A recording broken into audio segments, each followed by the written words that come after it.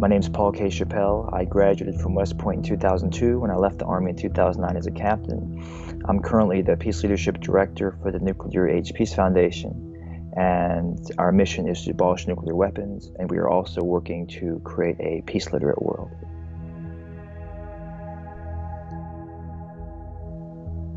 So the war system is based upon three simple myths. The first myth is that humans are naturally violent. The second myth is that war is inevitable. And the third myth is that war makes us safe. And to create a world without war, we have to debunk all three of those myths. And so I just want to talk briefly about each myth in particular, starting with the myth that humans are naturally violent. So what I typically use is military history, which offers overwhelming evidence that humans are naturally violent, which is actually paradoxical. People think that military history would show that humans are naturally violent, when if you look deeper at the issue, you find something much different. Just to give you one example, when I ask people, what does war do to the human mind? What does war do to the human brain? People say war causes trauma. And this is so non-controversial today that today even pro-war people say that war is hell. But here's the thing, if humans were naturally violent, why would war cause trauma? Why would war traumatize the human brain? If people are naturally violent, wouldn't people go to war and become more mentally healthy? But the opposite is true.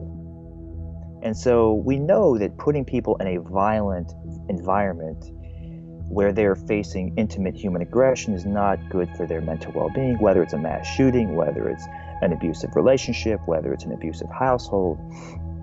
These things are not good for the human brain. Also, this is something Lieutenant Colonel Dave Grossman writes about in his book on killing, is that in order to wage war, a country must portray the other side as in some way non-human through dehumanization. And what that reveals is that humans have a natural aversion to killing their own species. Because if we didn't have a natural aversion to killing our own species, why would every war in human history have to have dehumanization, often through overt political propaganda? And if we had this natural desire or drive to kill our fellow humans, why would dehumanization even be necessary? And I think it's important to keep in mind that the purpose of dehumanization is to protect the human mind from guilt and remorse. So those are just a few examples. And then when you move on and you understand that humans are not naturally violent, you start to understand how war is not inevitable, that war is made by choices, often political choices.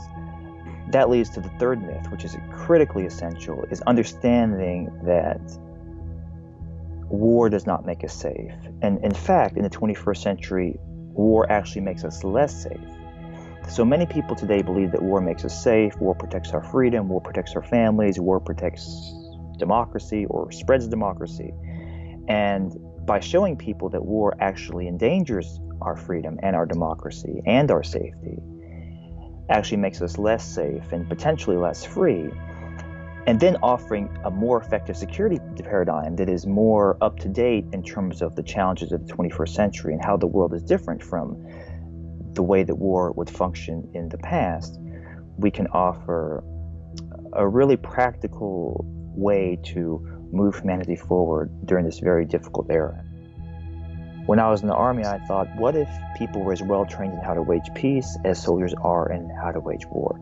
And what if our society prioritized training and understanding in peace as much as it does training and understanding in literacy and reading and writing, or in math, or in any academic subject?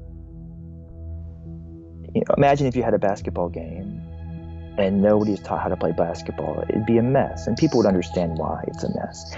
And imagine if you had an orchestra play Beethoven and nobody's taught how to play their instruments. It'd be a mess, and people would understand. So we live in a society where people are not taught peace skills. And of course, things are messier than they need to be. And considering how little training people get in peace and how so many of our values as a society contradict what's necessary for peace, and how some people learn peace skills from their parents, many people learn very bad habits from their parents, and how often you turn on television and see people on television resolve conflict in a peaceful, loving way.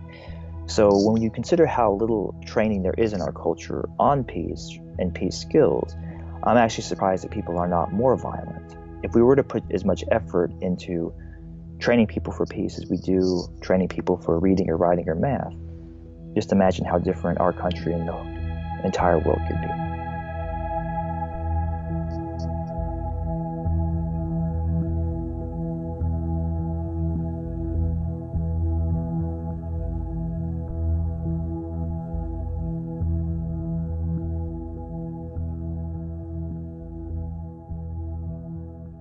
It is possible to create a world without war if we are able to debunk these myths and provide more effective, practical solutions for resolving conflict in the 21st century.